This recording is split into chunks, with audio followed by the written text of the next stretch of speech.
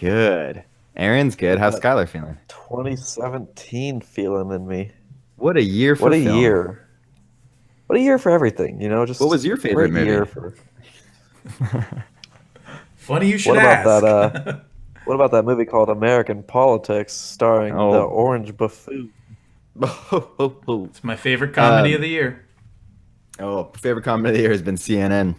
Um, all right. So it looks like we are now publicly available on Facebook, so we can actually start this bad boy. Y'all ready for this? Yes. Great song, by the way. Yeah. Da-da-da-da-da-da. This is the Jock Jams podcast. Let's go. All right. Welcome to the Brave Little Podcast. This is my very favorite podcast of the year where we go over the top 10 films of the year.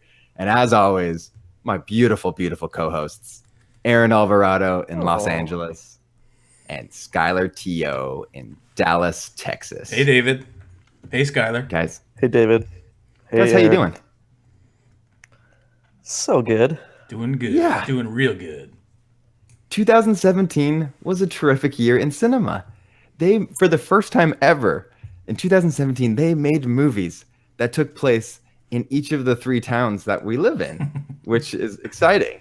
It's never going to Skylar happen got- again, by the way. Never again. Skylar got A Ghost Story. Mhm. I got Lady Bird and Shout The out David Work. Lowery. What's that? Shout out to David Lowery. Oh, thanks, Our David. boy, David. Thank you. Friend of the pod. My favorite guest of the year, David Lowery. Easily the best. I still can't believe we had David Lowery on this pod. And when I say we, I mean Skylar had David Lowery. Yeah. Nice work setting that up, by the way. I'm just grateful for the friendship it created for me having that happen. So Can we get him back in, like, for maybe yeah, at least he's 50? actually. We could probably do a sit down this year. Okay. So that will probably happen because I mean would he's appreciate that. they just locked the old man and the gun or whatever it's Oh, I was called. going to ask about that. When is the release date? I don't know if it has a release date yet, but it is locked. It's edited. In fact, You his wife finished? just locked her. Yeah, Is she a filmmaker So- too? she's also a filmmaker. She Didn't has a know movie that. premiering at Sundance this year. I know she's in that Sundance. one scene in A Ghost Story. Which I didn't realize watching it the first time. Which scene is that? The party scene when the guy gives the monologue. Oh, She's in wow. there. Yeah. She's sitting at the It's table, the best right? scene in the movie. I actually love that. That's scene. funny because some people hate that scene. They do. It's a divisive scene. That's the best scene. in the movie. They think that people think it's too heavy-handed and over the top, but I actually think that's part of the point. I think it works in that moment. Also, it's very No, I agree. that's very early Richard Linklater. So It does I loved feel it. that way, doesn't it? Yeah. Yeah, it totally does. Well, let's get into it. We have 10 films to go through. We'll also afterwards talk what our 11 through 20s are, so you know where some of the films fall that you feel like we omitted if they are later on or further down in our lists is what I'm trying to say. And also we have our own award that we give out on the Brave Little Podcast called the Donal Award, the namesake of Donald Gleason, who in 2015 did a remarkable thing by having 4 supporting roles in major movies that were well reviewed, which was Star Wars, Brooklyn, Ex Machina, and The Revenant. And Incredible. each year, it really that what a run, man! Just I'm blown away by that every time I think about that It's year. incredible. It's incredible. And so he was the winner of the very first Donal award. And then last year we gave it to Ben Foster, who we loved in Hell or High Water, which he didn't win the Oscar for, which seems insane. But I think someone deserving won. Who won? Best supporting actor. was Mahershala? the, Was that Mahershala? Did Mahershala win? Was it? I don't remember. I didn't watch Oh, the I Oscar. thought it was. Stallone. I thought it was. Was this Stallone? Really? I don't No, know. he didn't get the No, Oscar. no, no. It Stallone wasn't didn't win. Stallone. Was it the old guy? It was the guy. Was it British Spies? Yeah, Oh, yeah, yeah, right? it was. Yeah. It was that Yeah. British actor From from British. Dunkirk. Yeah. Yep. Yeah. Well, no, British Spies was 2015. I don't That's know. a year before. Who knows? Who knows? Edit In fact, this part don't out. Google This it. is terrible. Don't look it up. There's no way to find out. There isn't exactly. If there was a record, we would know, but there's not. Anyway, so this year's Donal Award, we have several nominees. We're going to go through that about halfway through our lists. Once I think after we do our 10 through 6 films on our list, we'll take a little break by talking about the Donal and the new inventive way we've come up with this year of selecting it, the winner. And then we'll go our top 5 films. We may need to break this up into 2 separate pods, depending on how long we go. But hopefully we can kind of really just run right through this. But before we start with the number 10, or maybe when we start with let's have a conversation right now about our criteria. I want to know what you guys considered this year to be in terms of the year in film.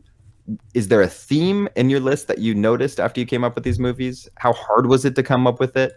And how rock solid is your list? Is this locked in, or do you feel like your 11 through 20s are just as solid?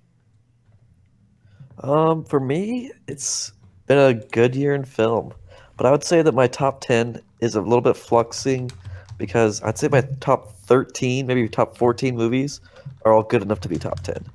So it's hard saying who's going to be 11 through 14 when they could all be in that top 10. So it's tough. I have an algorithm for deciding where movies are going to end up. That includes how many funny gay friends there are in the movie. That's a perk. If they have a catty friend who's there, that's 10 points for them. So anyways, you add up all those numbers, and then it gives you a number anywhere between 500 and 642,000.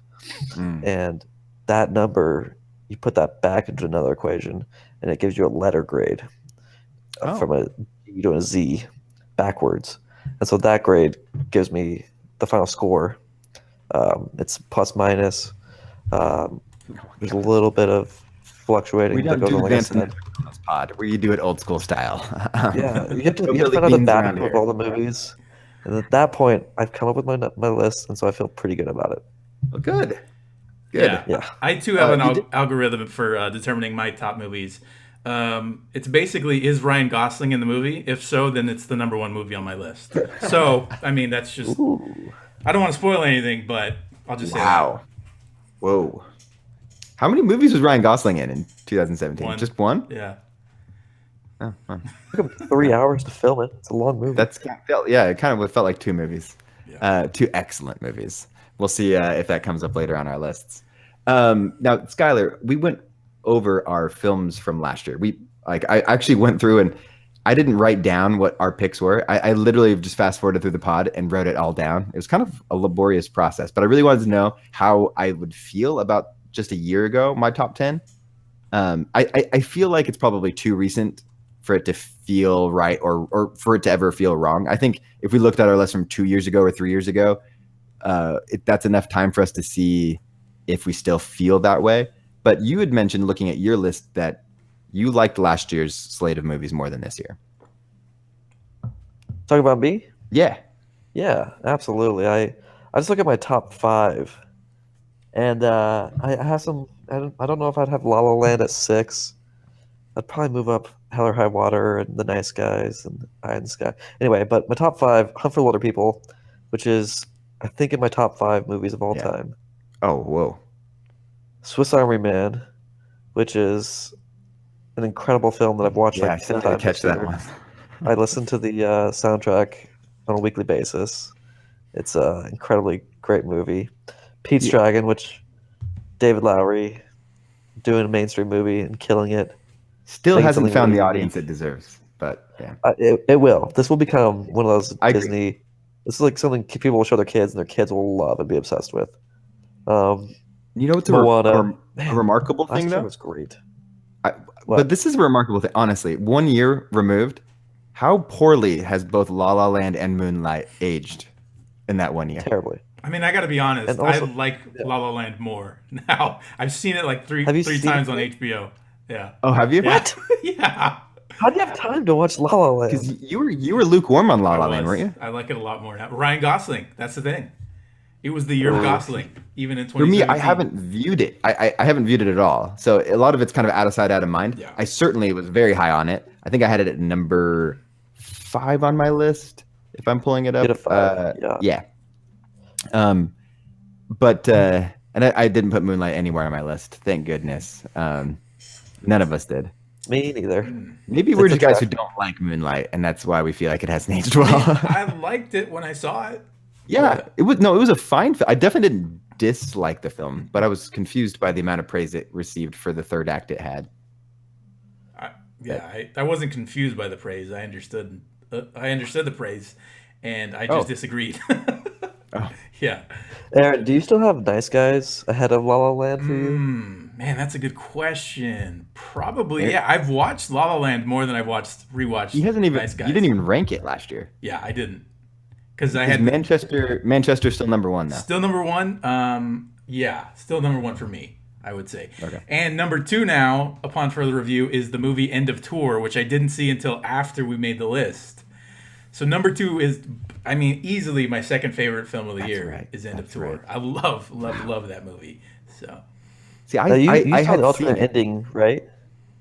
no, I didn't. I missed the alternate. The one where Jesse Eisenberg kills himself for real on camera. Oh my gosh. But his character doesn't die in the movie, just so you know. I liked End of Jason Tour. Segel I'd does. seen it before my list, but I don't think I connected with it like you did. Yeah. Though it's Jason Segel's finest performance today by a mile. Since the Muppet movie. Oh, yeah. get out of here! The Muppets was amazing. Yeah. Yeah, it's good. No, it's Muppets is good. It's better. Fewer He's good. Muppets in this He's film. good in Forgetting Sarah Marshall, though. I've never seen it. It's a 3-hour comedy that works, as far as I'm concerned. 3-hour comedy. Well, it's more like 3 220, hours? but yeah.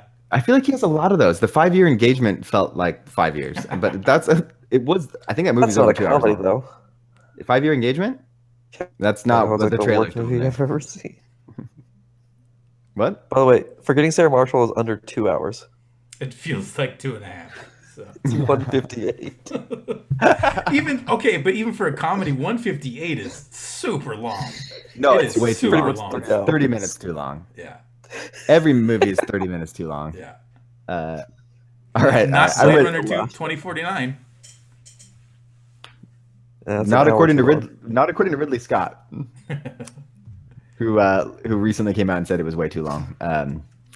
All right, I'm ready to get into this. All I think we can talk about themes on our list as we go through the movie, so we can talk about that theme and how a given movie on our list plays into that.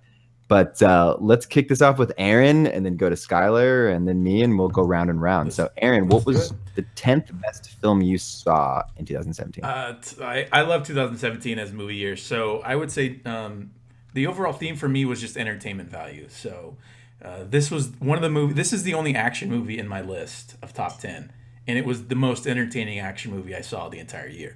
That was War for the Planet of the Apes.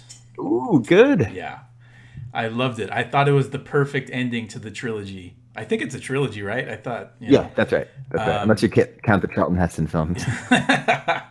Yeah, I thought it was the perfect ending. It's probably my favorite of the new trilogy, and it's the movie that it's the Apes movie that I thought about the most after seeing, and I just really loved everything about this one.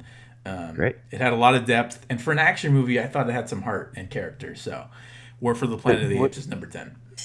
Monkey did Johnny play? What's that? Which monkey did Johnny play? Johnny? Johnny who? Johnny? You said it had a lot of depth, so I'm assuming you mean Johnny. Oh gosh, I can hardly hear Skylar about that. Yeah, I don't know if you're. it's muffled, I'll very pump it up. muffled. It's real It's, muffled. it's killing Oh, your oh, punchlines. Yeah, I know. Dang. That one would have been great too. Oh yeah, What could have been?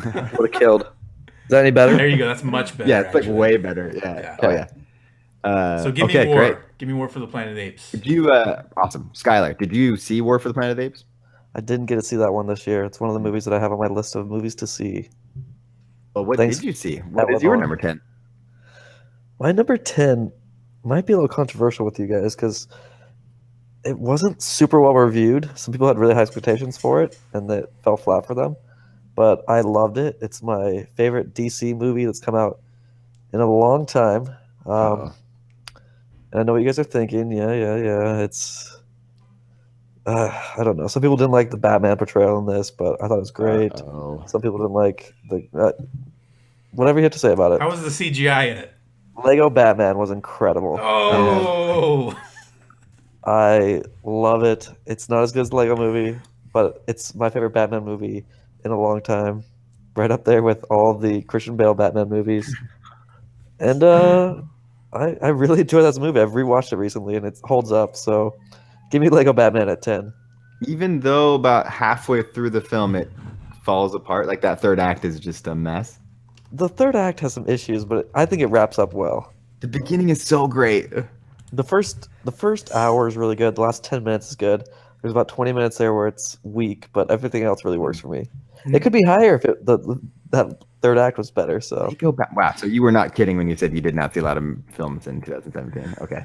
Well, Oh. can we ask? We know that you're a homer for Will Arnett, right? So absolutely, how did that play? That's And true. how did that factor into this? he's my favorite Batman ever. Okay. So Wow. yeah, that's a main Wow. part of this. That's incredible. Is there anything that he's done that you don't like? Is my question. Besides the last cheat on his season of cheat on his wife? Divorcing Amy Poehler, probably. Oh, very good. Okay. Thank you. So my number 10 film is Three Billboards Outside Ebbing, Missouri. This is the Martin McDonagh film that is really a wild trip. I think I told the anecdote did we review this film, right? you mentioned it. I may have mentioned it. Yeah, Yeah, I don't think we did an episode on it. No. We should. It deserves it. But I saw this film, and I was sitting next to this very kind elderly gentleman who, at a moment in the film that gets particularly intense and unexpected, and this is a film full of unexpected scenes and turns, the man turns to me and says, "Oh boy, golly, this sure is intense, but it's good." And he really hung on the good, you know? And I just thought it was so funny that he was giving me his review, but it was totally true. It was intense, but so good. I wouldn't say I'm a Martin McDonagh head by any means. Like I wouldn't say like I loved, I think it was Seven Psychopaths, and some of his other work, and he did In Bruges, I believe, as well. This film, though, of the films of his that I have seen, easily my favorite. Sam Rockwell, Frances McDormand, especially. I mean, the cast top to bottom is something spectacular. But more than just the cast and the performances, it's a film that it's controversial for some reasons, but it's a film about compassion. That's what Sam Rockwell said tonight when he accepted his Golden Globe for Best Supporting Actor in this film. But for me, it was a film about redemption and what it means to achieve redemption and why. What's the purpose of redemption? Almost all the major players in this film are tackling this concept of redemption in one way or another, and all of them have very different paths that lead to whether or not they receive that quote unquote redemption. It's a film that was very controversial because Sam Rockwell's character is a terrible person and terribly racist, and some people had complained that he didn't deserve to be redeemed. Well, I would argue that he's a character that actually wasn't redeemed. But it is uncomfortable in some ways. In some ways, the film is also hilarious. Frances McDormand is a tour de force in the film. It's an offbeat film, but totally worth checking out. So that's my number 10, Three Billboards Outside of Ebbing, Missouri. Now, the thing about my number 10 is that I actually had a tie. So there's two films on my number 10. And I'm kidding. There's actually not. I did that last year. Yeah, and you guys sure both did. I remember that vividly. That was the worst. And truthfully, I did it the year before as well, and I was committed this year to playing by the rules. So that's my number 10. I appreciate that personally. All right, number 9. Number 9. Okay, so for me, number 9, I talked about the entertainment value of movies this year, but there's also there's more to entertainment than just action sequences and witty dialogue. So number 9 is a movie that goes against. It's in stark contrast to my number 10. It's a movie called Columbus, which is a tiny little movie that came out starring John Cho and Haley Lu Richardson and Parker Posey. It's a very, very small independent film. The story is of a Korean-born man finds himself stuck in Columbus, Indiana, where his architect father's in a coma. The man meets a younger woman who wants to stay in Columbus with her mother, a recovering drug addict, instead of pursuing her own dreams, which is to be an architect. So they have this kind of, it's kind of like a lost in translation relationship where, older man, younger woman, and they have like this instant chemistry, instant connection, and it's really like a deep kind of bonding thing over this. They're both connected to his father, basically. She admired him for his architectural prowess, and John Cho plays the son of the man that's in the coma. And what I really just admired about this movie is, first of all, it's beautiful. It's the most beautiful movie I saw the entire year. It's shot incredibly well. They talk about this thing where every scene is a photo, basically, every frame of a movie is a photo. That's how you describe this movie. It's gorgeous. It's absolutely stunning. But what I really appreciated is just the way that they explored this complicated relationship between these two people that were perfect strangers, that were kind of brought together by this unexpected event. And so I love movies like that. I find them like incredibly entertaining. So Columbus is a movie that I loved a lot. It has a ton of heart, some really good, interesting conversations, and just development of relationships, and explore some I'd say uncomfortable moments, basically.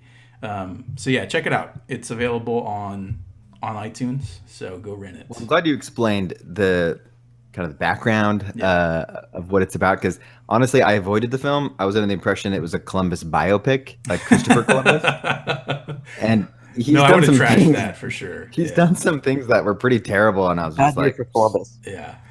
yeah, bad year for.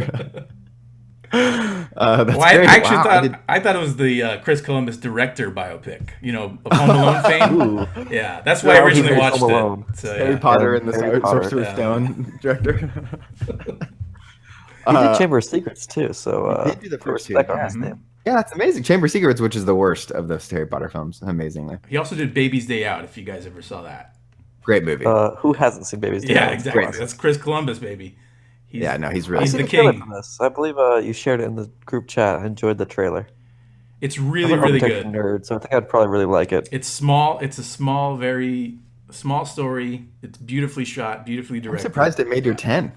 How It's very impactful. How old is John Cho's character? So in the movie, they never say his age, but he's clearly in his late 30s, early 40s. John Cho in real life is 46 years old, and Insane. the girl that he's kind of developing this relationship with, she's 19 or 20. So yeah, very young, Yikes! That's problematic. but legal. But Tell me by your but name. legal. Yeah. All right, Skylar, what's your 9? My 9, going into a movie that stars my favorite movie star of all time, Scarlett Johansson. Wow. kind of a hero of mine. Yep, Atomic Blonde was just no. I'm going with American Assassin. No, American Made. Wow. It's almost American Assassin. But Tom American Made. Cruise, making an appearance on a list. Every Gotta year. get Tom Cruise in here. American Every Made, year. number 9. Yeah, this was a return to making quality movies again by Tom Cruise because Yes, it was. his last couple were just disasters. And so it was so good to see him playing a character that was kind of outside of what we've gotten used to seeing him in the last couple of movies or his last couple choices. And so this was a departure. He's doing an accent You full didn't love on. his character in The Mummy? I didn't hear Where he about played that movie. 26-year-old Tom Cruise? The movie's so bad. I hate that. I wanted to like it too. I watched it. And I was like, I know. I'm gonna like this. I'm gonna be the one There's person only who liked one it. good bad movie that came out in 2017 that we'll talk about later. It was not The Mummy. The Mummy's hard to watch. It's It actually really sucks. bad. And then after the Jack Reacher movie last year too, like Yeah, it's I rough. was very happy to see American Made, and it's a cool story. It's Fun, something that right? happened in my neck of the woods, and Mhm. it's Tom Cruise's love letter to Arkansas. It's just a really Oh. beautiful movie. I thought you were going to say it's Tom Cruise's love letter, just like cocaine smuggling. And It's just I love the scenes that happen down in Colombia. It's They're so great. great. I love It's American Made. great. Like I feel like it was just underpraised by the whole movie world. So everybody Yeah. should go see American Made if you haven't seen it. It's great. did it do well in the box office? Did it make money? I don't remember. It did not do No. well. Did not do well. Yeah, it probably wasn't cheap to make. Well, Really didn't look there was like it. also a death in the production. Oh, that's right. Someone died in the Pilot's production. I crash. forgot. Yep. But it wasn't Not- like on screen or anything. It was just somebody who was driving people, flying people around. Mm-hmm. Oh, okay. I don't count that. It wasn't like a stuntman or anything. No, Like for the it wasn't a Twilight Zone well, decapitation. no. Did you? Isn't it for the second not Deadshot? What's his Deadpool? Deadpool? There was a death for the Deadpool sequel. Really? Not going to stop them. Yeah. They didn't even delay production. Though. They were back at it the next day. Yeah. So American made 51 million on a $50 million production budget, Not good. but they did 83 million overseas. So 134 Better. total. So they probably just broke into the green. How'd they do in Maybe. Colombia? Do we know? They made $16 million in Colombia. Wow. Biggest movie ever there. Very Incredible. good. That would be amazing, though. All right. So my number 9 is actually the only documentary on my list. It's also a film that Aaron and I talked about in our very last episode, so I won't talk about it a ton here. Just listen to that episode to get the full rundown. But it is called The Work, which is available on iTunes for 99 cents to rent. It is a documentary about a therapy program in Folsom Prison that where for 4 days they invite a group of civilians to come and do these therapy sessions with inmates, where the inmates actually are helping the civilians through these therapy sessions, as well as these civilians are also helping some of the inmates. It's an incredibly interesting watch. Again, listen to the episode where Aaron and I kind of break it down. We have a lot more detail there. This is just one of those documentaries that has just stuck with me ever since I saw it. It's just a lot of the scenes, a lot of the things that kind of play out on screen are things that I've never been exposed to, I've never really seen before, and it's really affecting. But in our review of it, Aaron said it best. He talked about how the film gave you hope. You know, this idea, like hope in the human beings and humanity, especially kind of during this political climate. But it's just a fascinating. I was going to say fun watch. Maybe in some ways it's fun, but it's really more kind of shocking and breathtaking in all the right ways. So that's a documentary called The Work. Please check it out. And that's my number 9. And on to our 8. My number 8 is a little genre movie by the name of It Comes at Night. Yeah. Starring huge friend of the pod, Joel Edgerton. Joel Edgerton. We love the guy. We are champions of one Joel Edgerton. And, yes. he is of bright fame. He is amazing in this movie. He's really, really good. Hey, don't talk about my number 1 yet. But yeah, It Comes at Night. If you didn't know, it's this little. It was sold as a horror film, but it's not. It's not a horror film. But is it the bleakest film of the year? Oh, I think so. It has probably the most. I think so. The most downer ending for sure. Yeah. But it's dark. It's a thriller, and it's kind of like the edge of the seat type of suspense thriller, old school type of style, where there's not a lot of jump scares. It's actually the complete opposite of that. It's all tension. And I loved it. I loved every minute of it. I've heard nothing but bad reviews from people that I've talked to about this, but I don't care. I think it's a great movie. And Joel Edgerton was amazing in it. And the people that played his family were great in it too. So I highly recommend It Comes at Night to anyone that likes, horror movies or thrillers. So. All right. It Comes at Night. Yeah. Skylar. My number 8 is a list or a movie that I'm sure is going to be on David's list. I'm not sure it's going to be on Aaron's list, but we'll see. It's a little movie called Baby Driver. Now, this is a movie that came out very early in the year. And when it came out, I was blown away. And I think time is kind of, I don't know if I love it as much as I did when I first saw it. Mm-hmm. But then when you see the video of Egert Alberbecki, or whatever his name is, Ansel Elgort, doing his donuts in the parking lot that's covered in snow in his red Subaru, and you're just like, dude, he is Baby Driver. He's Baby Driver. Mm-hmm. And it would have been higher up, but we have to, of course, deduct 5 points for having He Who Must Not Be Named in the movie for a significant amount of time. No, but listen, good news on that front, though. I don't know if you have. I went out and got a Blu-ray copy of it, and there is an alternate cut where we have Christopher Plummer in that role instead of Kevin Spacey, and it's a much better version. I hear he's going to get nominated for an Oscar for the DVD version. He would, dude. Christopher Plummer would kill it in Baby Driver. That's it. So this is the thing. Just sorry, I know this is your time, Skylar, but I need to make one quick point. I cannot overstate how incredible Christopher Plummer is in All the Money in the World, which is a movie that was actually pretty good. It's not on my list. It's not, but I definitely enjoyed the film. He gives such a dynamite performance in that film that is better than anyone else in the film by a mile. And it's insane to think that he literally filmed it 3 weeks before release to replace a different, previously heralded actor, an Academy Award winner. And the fact that he showed up to do it was in the movie. I thought he was just going to be in a couple scenes that they were going to reshoot. No, he's in the film in a substantial amount. and he is incredible. Then I got to thinking about Baby Driver, being like, I wish I could have the Christopher Plummer version. And then it dawned on me, every Kevin Spacey movie is better if it's Christopher Plummer instead. Like, that's got to kill Kevin Spacey's ego. Did you guys ever Not see that. Swimming with Sharks?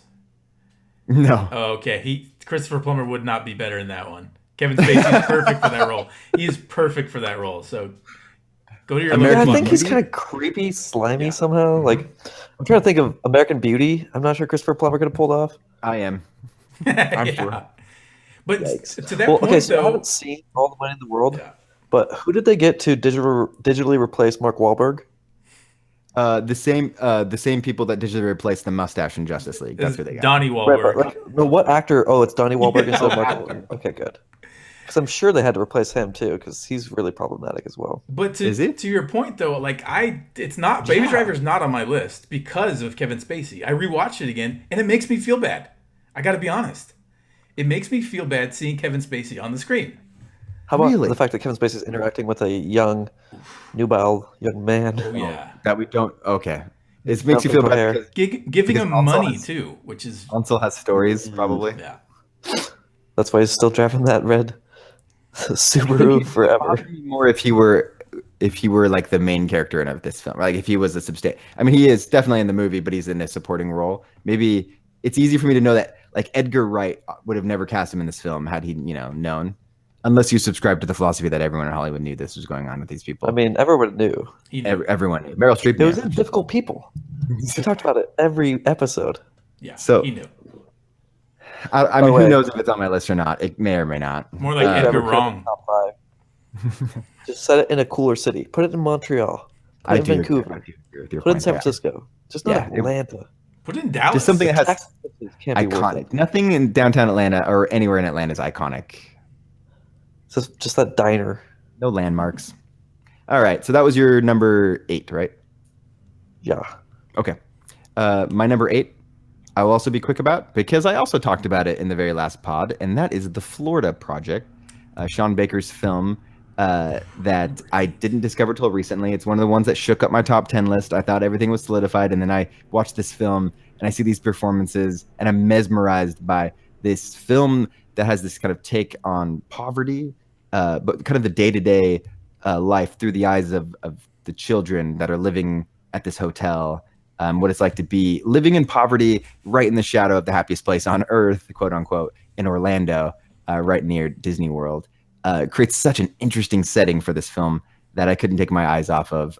The Florida Project, beautifully shot, incredibly acted. Willem Dafoe is outstanding. The main characters, Mooney and her mom Haley, are just dynamite in this film. Again, for extended thoughts, please listen to our last episode. But The Florida Project's my number 8. So I'll be It's a good curious to see choice. if that makes Little low for anyone me. else. It's a good choice. Oh, a little Yeah, a low. little low for me. You're tipping your hand I a little don't bit mind. about the movies on your list. Oh wait, we're 9 movies into our list. Yeah. We're 9 movies total. Not one overlap so far. No, That speaks to how good 2017 is, my friend. I love it. Yeah. I love it. I mean, there's going to be some overlaps. And it's You know, coming all right three now. of us so- have Inevitably. Star Wars on the list, of course. But do you think we'll Wonder have Woman's 20 in. unique out of 30? What's Is that that? possible? Do you think we'll have more or less than 20 unique movies out of our 30 total movies? Probably not. Ooh, yeah, probably not. We'll see. We'll find We'll out. see. All right. Well, I know this one's getting repeated, but for my number 7, it's The Disaster Artist. Oh, Yeah, this is another movie that gave me hope. I mean, we talked about hope earlier, right? With the yeah. the work movie, but The Disaster Artist was just. I mean, we had an episode devoted to it 2 episodes ago, but I'll just reiterate that Disaster Artist was the story of perseverance in Hollywood in the face of constant rejection and everyone telling you that you cannot do something. Tommy Wiseau said, "No, I can do it, and I will do it," and this is the story of it. And he did it. He did it. He just got on stage with the Golden Globes with James Franco, who won Best Actor. He got on stage. I didn't see it. Yeah, there's video. He went on stage. So think about that. Like, this is a guy who had no business doing what he did, and he was laughed out of the business. He was laughed at every stage of his decision-making career in Hollywood, and now he's on stage at the Golden Globes What a life! I mean, and the Disaster Artist movie celebrates that life. It celebrates Tommy. Celebrates his crazy decisions. And James Franco is amazing in this. Does a great job, or acting and directing it. And I just love the movie. So number 7 is The Disaster Artist for me. Good pick. Good pick. All right, Skylar. Number 7 is a movie that I'm sure will be repeated on other lists. We'll We see. keep saying that, but it has yet to happen. I mean, Lego movie's got to be coming. Lego Batman's got to be coming for It's one. coming. It's coming. But it's a movie that's in a genre that I don't normally love, the kind of thriller horror genre, and it's a departure from that genre because you have a comedy director writer who's first time directing. It's Get Out. Oh. Hey, And so Get Out is the first movie I saw this year, and it's stuck with me the whole year. And it was really, really, really well made. It's funny. It manages to do a lot of things while bringing in, it's amazing that they made this movie and wrote this movie before Trump's America. Yeah, Oh, yeah. It couldn't be any more 2017 than it was, and it was so in the day, in the time, and it was perfect for when it came out, and it was awesome. Love Get Out. It's one of my favorite horror thrillers Incredible. ever. I have a question. Incredible. Do you think Yeah. if Get Out came out in, say 2013, it would be as beloved as it is now? No, I agree. So you the think difference- it's a lot of it's well received, like the critical acclaim and how well it's been received is due to the political climate? And but it's not the movie's fault. Not at all. right. In fact, I think it's credit to the movie that it was able to read where America was going so well. But do you think it had anything to do with it? That he was reading where America was going. Like I just think that this was just a story No, that I Jordan. I think Jordan Peele has had a sense of, because I mean, I think honestly, if you ask Black Americans, even during the Obama years, they didn't feel like things were going great. Well, So I think so that for would be them- my argument. My argument is I actually think there's a timelessness to it. That like I feel like it maybe wouldn't be as popular in 2013, but I think it's pretty applicable for No, right. go I back think- however far you want. I mean, Right. I just think that a white audience understands this movie in 2017 a lot better than a white I agree. audience. Yeah, I think a lot of white people in 2013 were like, "Hey, we fixed racism," yeah. and I think it takes a black voice to come along and be like, "No, this is where we're at." So Yeah. here you go. Electing a So- black president doesn't mean America's free from racial prejudice now. Yeah. Right. Okay. Interesting. Yeah. Get Out. I think it was hurt by the fact it came out so early in the year. I mean, it won't be hurt ultimately at the Academy Awards because I imagine it'll get nominated. But is there a chance it doesn't get nominated for Best Picture? I mean, it's got it, right? Oh, it will get one of the noms, and I will be really disappointed if he doesn't get a Best Director nom. He won't get a Best Director nom Why not? because there's only 5, and I don't think they're going to pick him. Not prestigious enough of a movie. Dude, I don't think they don't love comedy directors to. It was like that's the thing. It's one of the funniest movies But of the they're year. by still far. only a year out from Oscar So White. Oscar's still so white. Just so You we're be- clear. First off, the Academy absolutely believes that by giving Moonlight the Oscar, they're all good now. You know they believe that, right? That they don't have to be super conscious of that of diversity anymore. They better still be careful because This is the their most Academy we're diverse talking person is about. Guillermo del Toro. They're in trouble. They're Paul not. Thomas Anderson. What's that? I said Paul Thomas Anderson can kind of tan a little bit. I'm sure he'll get a nomination. He will because he's Paul Thomas Anderson. Spielberg will also get one for The Post because he's Spielberg. So those are locks, right? Like they're just gonna. That's the problem with the Oscars we have right now is we have so many locks. If Tom know. Hanks makes a movie, he's a lock. That's it. It's a like, lock, right? We have so many of the acting positions. now Gary that are Oldman's just a people lock that- for best actor. Lock. else? Gary Oldman. Oh yeah, 1000%. For the Churchill film? Yes, yes, yeah, yes. yeah. You're exactly right. You're I'm tired exactly of right. this. The Oscars are so that's last year. I White. just got kind of jaded when like Swiss Army Man couldn't get a nomination for music. Oh, like, yeah, but get out of here. it's hard to expect that Best use of a cadaver in a movie. Swiss Army Man. A farting cadaver in a movie. I don't know. You gotta stop crapping on Swiss Army Man. It's a good movie. David's missing out by not seeing it. That's true. Yeah, I'm not crapping on it. I've just never seen it. I watched the first 10 minutes actually. No, you didn't. I did the farting jet ski. We've talked about this. Oh, I was okay. like, It's in the all trailer. right, I think I'm done. Is it in the trailer? I never saw a Yes, trailer. that I is the watched trailer. 10 minutes. Honestly, I think I watched the first 20. It was quite a bit.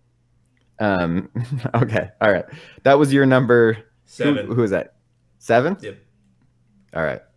And that was Skylar. Yeah. Correct. What was your 7, Aaron? It comes at night. No, sorry, Disaster That was Artist. 8. Disaster Artist Okay. is 7. Yeah. So it was Disaster Artist for Aaron. You had Get Out, and my number 7 is Baby Driver. So our first overlap. Ooh. Baby Driver, similar to Get Out, it came out too early in the year, and I think it's actually recency bias has hurt me. This film was lower on my 10. In fact, my initial list, it was off of it altogether. The way it got back on my list is I was preparing for my 14-hour flight from LA to Tokyo. Well, from LA to Xiamen, China. I didn't know this, but I had prepared my phone by downloading all of this Netflix content. You know, it's great that they now allow you to have like offline content.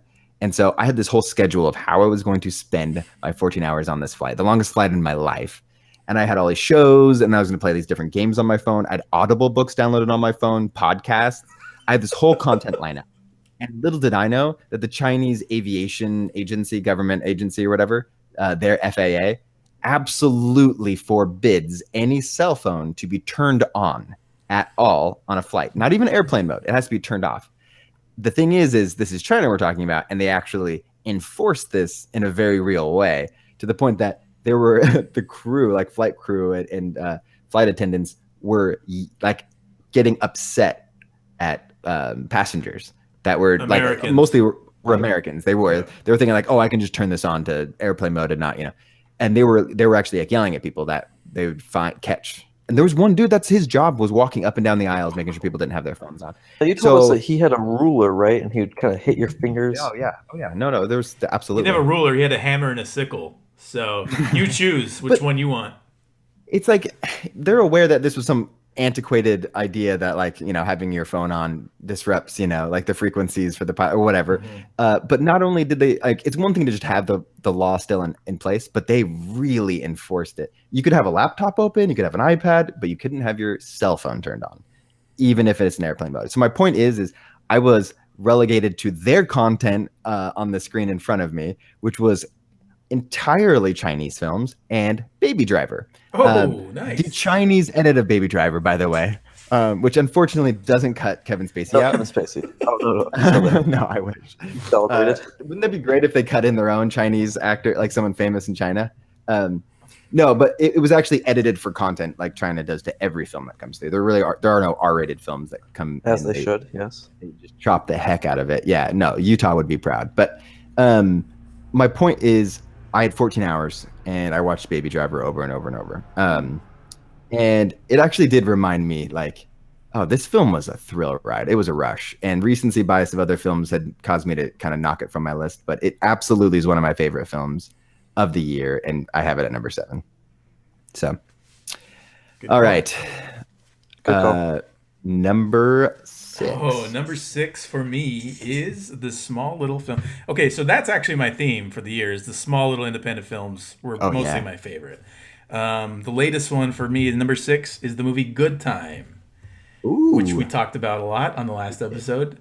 And I just think this movie was made for me. It's dark, it's gritty, it's gross to look at, it's hard to watch, but it's great. I love it so very much. Recently did a rewatch after talking to you guys about it, and I loved it so much more that I couldn't stop thinking about it. I think about it basically every day. I get a little obsessed with movies that I like, and I'll just think about a random scene, like it'll just pop in my head, and I'll remember how much I enjoyed it. So Good Time is one of those movies that's just been ingrained in my head, and I can't get rid of it. And I'm happy that I can't get rid of it because I love the heck out of it. So yeah, anyone that doesn't know, Good Time is a small little movie about 2 brothers who are on the run from the cops, and one of the brothers is Robert Pattinson, and it's basically it's following him for 24 hours while he tries to get his brother out of lockup. So, in a nutshell, that's what it is. It's very dark. It's very New York. It's shot on film, and it's super gritty, hard to watch. I love it. Good time. How upset are you that Skylar refuses to finish watching it?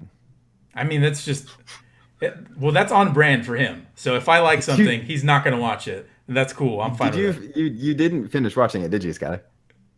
I've had time. How far in did you get, though? I'm curious.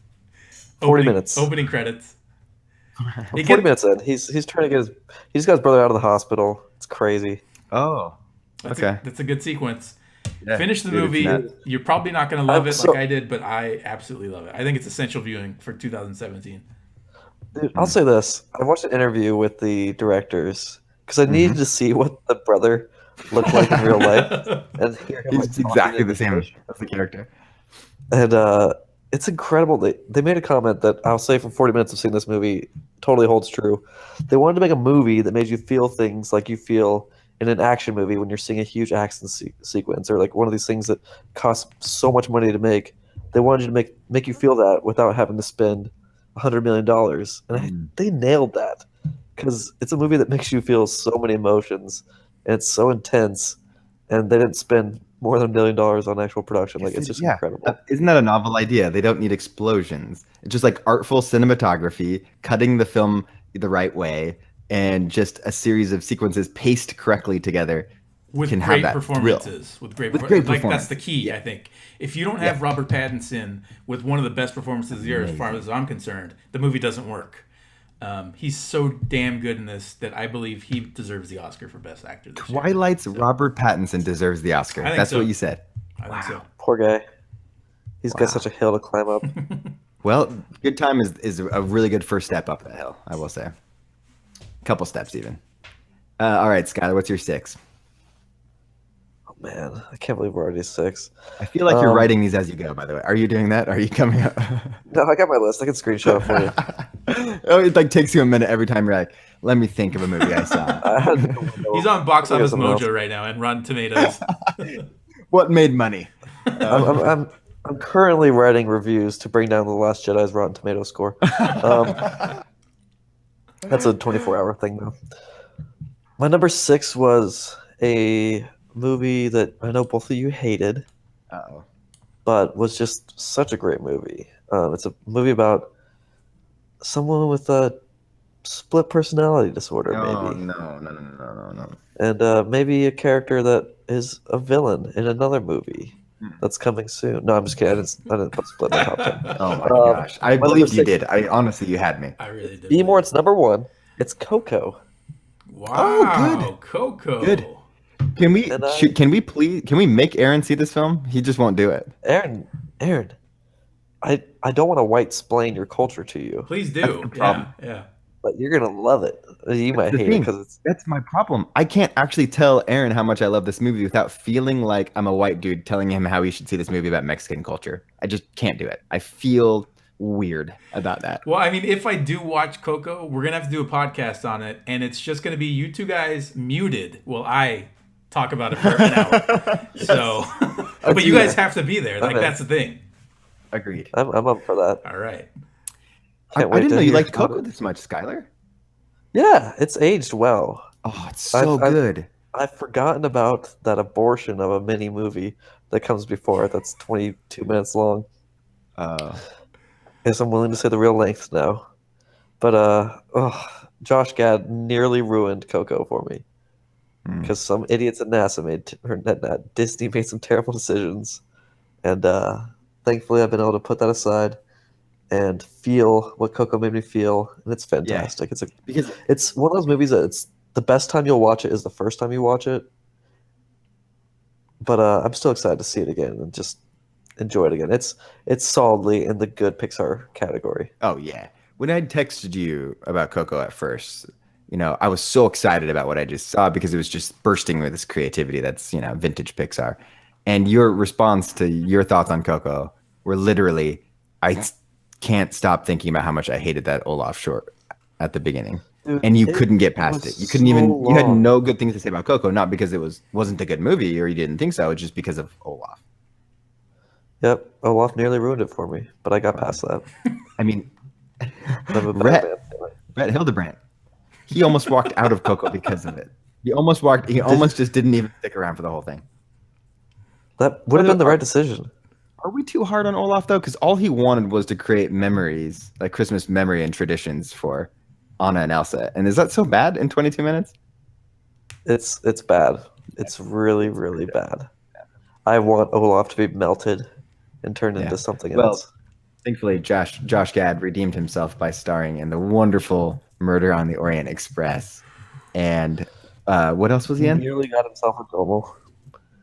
I mean, almost got himself a Donald. There was one other film. He did all those short little like Twitter videos with Ridley. Daisy Ridley asking her about Star Wars. Yeah, those were good, right? Those didn't get old at all. Usually his best performance of those series of videos. It was Vine or whatever they are. So Periscope. funny. All right. We're number 6, right? Yeah. All right.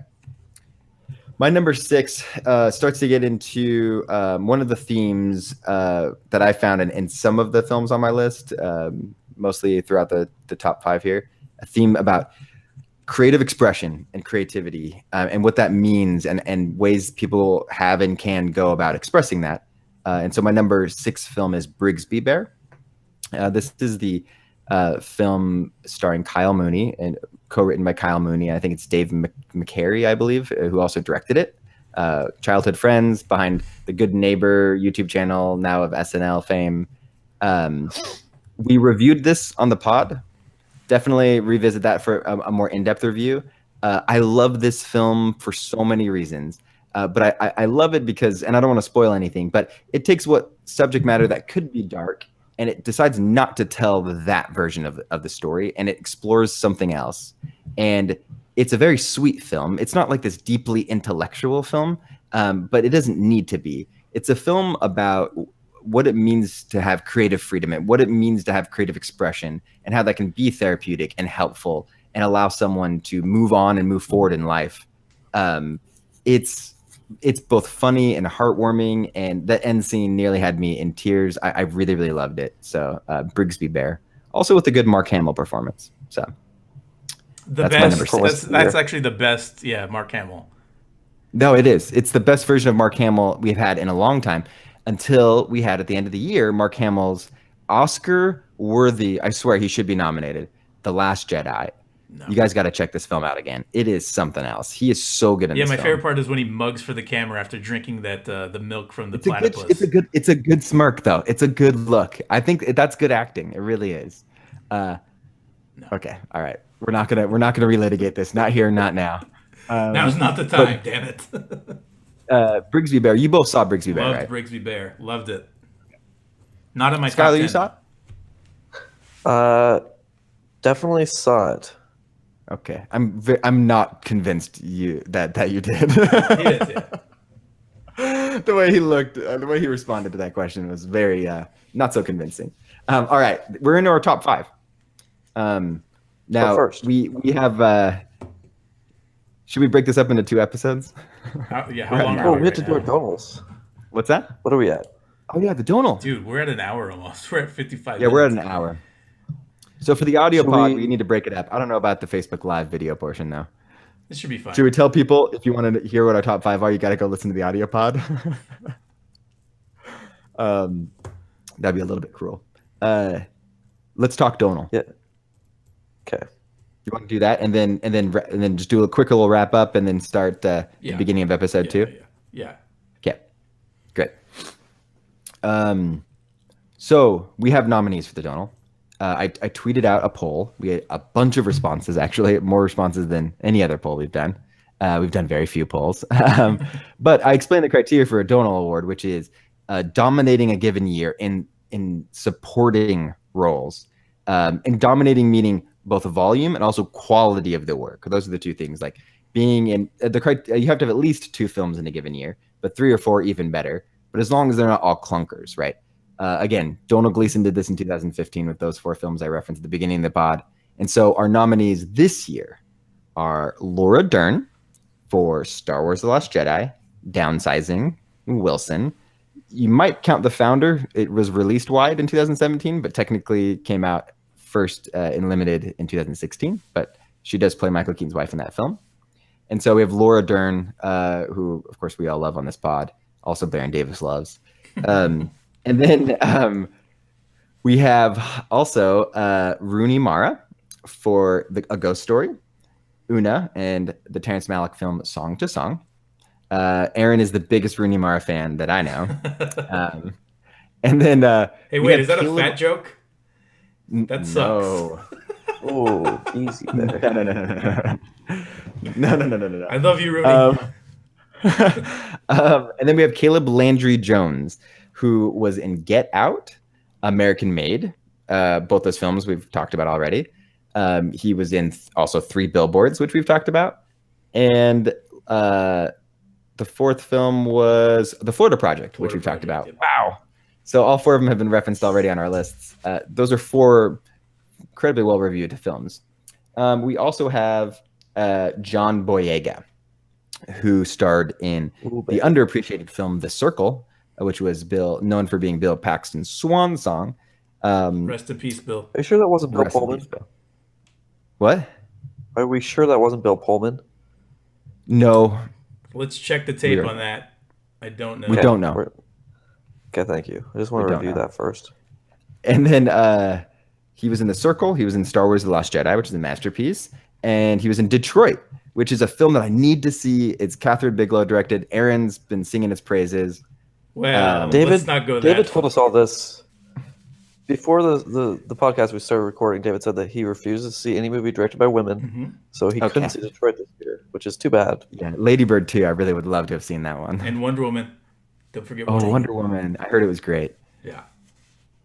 None of that's true. I only see movies directed by women and some directed by men. White women. Okay, so those are our Donal choices. Okay, we talked about it beforehand. Who we should select. It's been tough. The closest race in years. This is the closest Donal. It's been really, really hard for us to decide, and so it's between John Boyega and what's his name, Caleb Landry Jones. Yeah. Skylar, who do you think? I'm gonna have to go for John Boyega. Okay. First off, Caleb Landry Jones, he has a through line with all the characters he plays, Mhm. in that they're all white racists who definitely voted for Trump. And so That's amazing, considering you didn't see The Florida Project, 3 Billboards. You only saw Tell him me in I'm American wrong. Made and Get Out, which admittedly are the 2 where he plays a absolute terrible person, a very unlikable character. In 3 Billboards, he was wearing one of those shirts that's the shirt that said "Gays for Trump." So Oh, okay. we know that. I think Skylar's See? right on It this all one. adds up. He's a much more sympathetic character in 3 Billboards. Oh yeah. Well, Much more. I'm excited to see that one. But I think John Boyega really, he's up there sharing the screen with the namesake of the award in The Last Jedi. He's up there with the original Donal, something that Carl Landry Jones can't say. hmm He also just, I don't know, I feel like he's really blowing up. He's showing that he's not just an actor from Star Wars. He's showing he can do these other roles. He's doing Detroit. He's such a great little, he's not the main guy. He's supporting.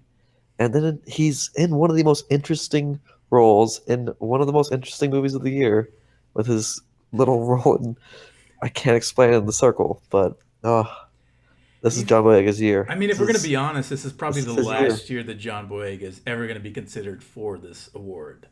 Uh, I mean, he's basically aging out of this award. So because he's going to be be performances Yeah. like Pacific Rim. and they're all going to be bad. So Ooh, that Pacific Rim is going to be so bad. it's going to be terrible. like The trailer. a special kind of bad. So you're making the case for John Boyega. I'm making the case for Caleb Landry Jones. His selections, 4 excellent, well-reviewed films. Yes, he plays some unlikable characters, but that's why he's so good. He plays that so well. He, to me, embodies the actual Donal Award. He did what Donal did in 2015. And it's so rare to have an actor do that with 4 films in a supporting role and do well in all of them. And granted, in Florida Project, he's just has a couple minutes on screen. The downside being this would be the 3rd white male that we've given the Donal to in a row, and that is problematic. So you're nominating John Boyega. I'm nominating Caleb Landry Jones, and we're going to allow Aaron to pick the winner. the only non-white person on this podcast allowed on this podcast. That's true. I get the final say. And let me just mention quickly on the online Twitter poll, who won that? The People's Choice. Who was the People's Choice for the Donal Award? People's choice. See, this surprised me. Yeah. It really did, and it was a close. I mean, I was looking. Incredibly we had close. nearly 40 votes cast. Big numbers. Really, really close. And Rooney Mara edged out the rest with 30% of the vote. He's still my heart. Rooney. The Queen Rooney. Yes, Queen. Yes, Queen. But if I get the Yes, final Queen. say, Yes, Queen. if I get the final say, my money is going to go on Caleb Landry Jones. Whoa! I respect what John Boyega did this year, but All right, Star this is on your Wars for head. me is a terrible movie, so I cannot give him credit for that one. Oh, I shouldn't have let you pick Cross this. it off the list. I immediately regret this. So Caleb Landry Jones. Change your vote, David. Change your vote. That's it. Caleb Landry The Jones. last ballot has been cast. Caleb Landry Jones is the winner of the 2017 Wow. Donald Award. I'm podcasting for the rest of this episode in protest. Okay. Well, that's why there's three of us. It's easy to do a 2-1, majority. Wow. How are we going to tell Caleb? How can we let him know or his publicist know? We have a very expensive bust of Donald Gleason's head that we need to send to him. Not my Donald. Okay. Not All right. my Hashtag not Donald. my Donald. Okay. All right. Okay. So, congratulations to Caleb Landry Jones and to the other very, very well qualified nominees. Thank Maybe you to all the next year. voters too. Thank you to the voters. Yeah. Yep. And thanks to Donald Gleason, and more importantly, Brendan Gleason for creating Donald. Oh, what about his brother? Oh yeah, that's true. Someone did come in with a tweet that was incredible about why we weren't considering Donald Gleason's brother Brian Gleason for the Donald this year, because he was in 3 films in supporting roles. It was Phantom Thread, which is Paul Thomas Anderson, and then he was in what were the other ones? It was Logan Lucky and Logan Lucky, yeah. which I liked, and then the third one. I don't even know. What? Like I don't even. I think it was not a good movie. Mother. Oh yeah, Mother. That's right. It was a great movie. Okay. You're right. It wasn't a good movie. It was a great Those movie. are 3 like movies people are talking about for various reasons. But Phantom Thread, Logan Lucky, and Mother. Imagine if we gave the Donald Award to Brian Gleason. Keep it in the family. That's a good call. I thought that was so funny because honestly, Gleason's never going to do that again. No, So. probably not. Sorry, Brian. Sorry. All right. So that's our first part. That's part 1. We're going to break this up into 2 pods. We'll keep this Facebook Live video going. Unless you guys need to take a break, we can restart the broadcast. I'm What good do you to think? go. Okay.